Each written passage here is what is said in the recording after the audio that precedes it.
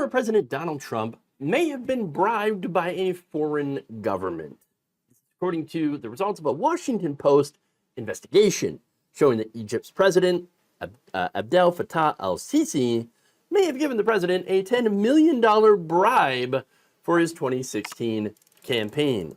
Holy crap.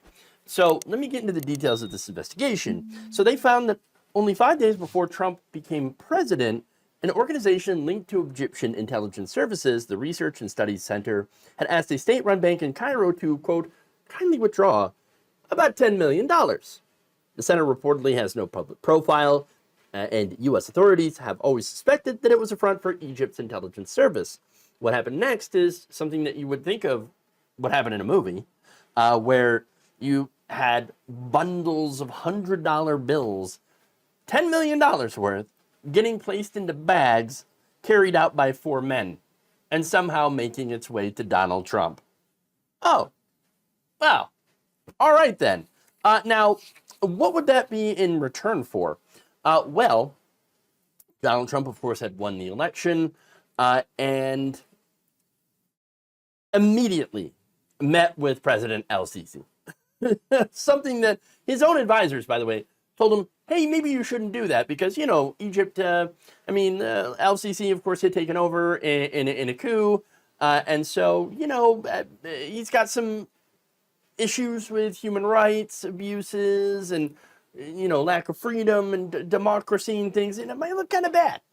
In fact, Rex Tillerson, yes, that's right, Tex Drillerson, right, is what I like to call him. His then Secretary of State had said, please, at the very least, first of all, don't meet with el-Sisi, right? At least don't let him be the first person you meet with. But if you do meet with him, don't release all the millions of dollars in aid, okay, in military aid. Now, look, the reason, of course, you would give Egypt military aid is because of, you know, it's sort of like an ally with Israel, an ally in the Middle East at least, with, you know, ties or friendly relations with Israel, and of course fighting against Islamic militants, etc. And so there were strategic reasons why the United States wants to keep Egypt as an ally in the region.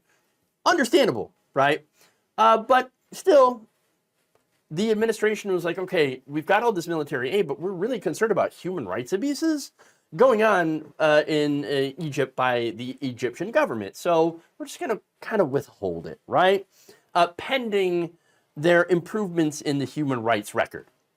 Those improvements never came during Trump's administration, and Trump ended up firing Tillerson and ordering the release of this military aid, millions of dollars worth of military aid to Egypt. So that appears to be what Egypt got in return for this now alleged $10 million investment. So now here's the thing. This is totally illegal. You cannot, as a foreigner, finance an American candidate's election. That is bribery, okay? And bribery from a foreign agent. So now the withdrawal was later discovered by U.S. officials in 2019, which intensified an investigation previously launched into intelligence, indicating Sisi wanted to donate millions of dollars to Donald Trump in order to buy his support. It's almost as if the entire world knew that Donald Trump was for sale. I know, right? Crazy. In the final days of Trump's presidency, he reportedly injected $10 million of what was considered to be his own funding into his campaign, which again, quite curious, because that $10 million came from Egypt, and then the, at the time, cash-starved Trump campaign suddenly gets this injection of $10 million, and we know that Donald Trump does not like to spend his own money, even on his own campaigns, his personal finances. No, it always comes from someone else. And now we allegedly know where that $10 million came from. And now, here's the kicker though, right? So, there's obvious corruption, right?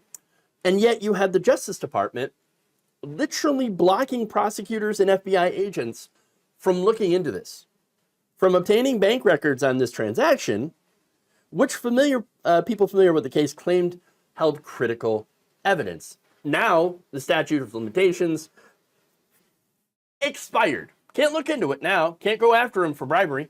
Can't go after Trump for corruption.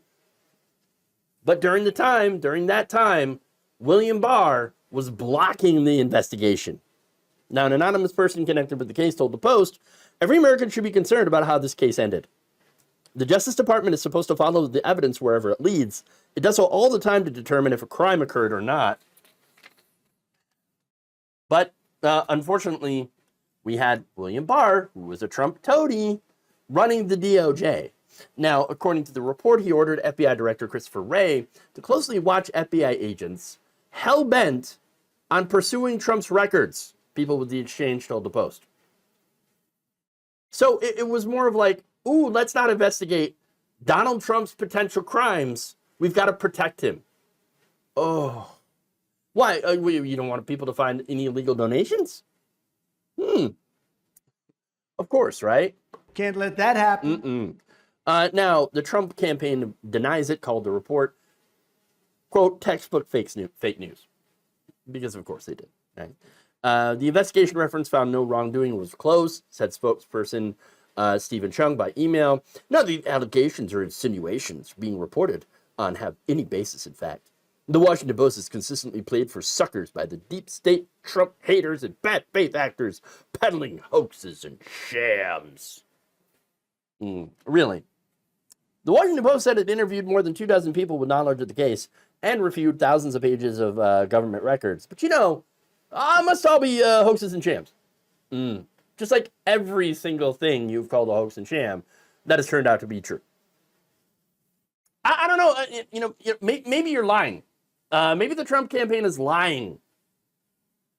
But no, never.